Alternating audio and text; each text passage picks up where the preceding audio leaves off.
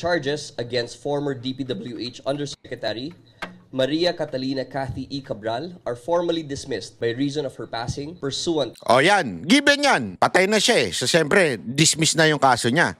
Pero yung iba, to kamusta? the revised penal code. Meanwhile, former DPWH Undersecretary Roberto R. Bernardo, former NCR Regional Director Gerard P. Opulencia, and former Bulacan 1st District Engineer Henry C. Alcantara have been formally excluded from the criminal sets of information filed. Excluded. Hindi included. Excluded. Madaling salita, wala na siya. Hindi na kinasuhan. This is in view of their official admission into the Department of Justice's Witness Protection Program under Republic Act 6983. So, tinanggap na sa Witness Protection Program. Susunod yan, state witness na. Wala na, hindi na sila kasama sa kaso. Antindi, alam mo, hindi ko malunok to. Nasusuka ako sa kawalang niya ang ginagawa ng gobyerno. Nasusuka ako. Ang sarap magmura ng mga 10 beses. Kasi grabe naman po ito. Babuyan na ito. Yung taong nag-admit under oath, sabi nga ni Chis Escudero, under oath nag-admit ng 1 billion. Siya pa yung absuelto. Tapos pinklawang ka, kakampi ka ngayon sa mga Marcos. Sasabihin mo walang problema. Sasabihin mo si Duterte ang may problema.